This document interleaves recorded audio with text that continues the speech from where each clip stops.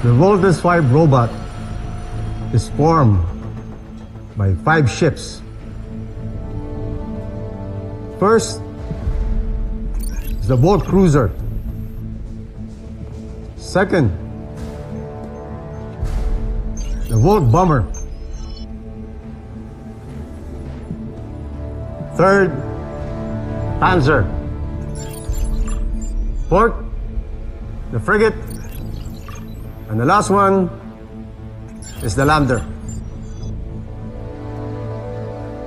Ang bawat Volt machine ay papaliparan ng isang piloto na magagaling sa grupo ninyo. Astig! Lahat po kami magkakaroon ng chance para mapalipad yan. Tomas, right? Yes po, sir. No. 5 lang sa inyo ang mapipili na maging regular pilot.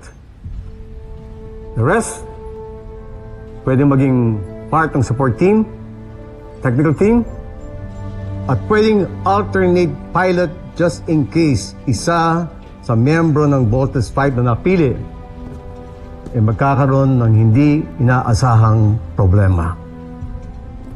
Sir, I will do my best to be part of the Voltes team, sir. Sir, sali rin ako, sir! Count me in, Doctor. Me too, sir.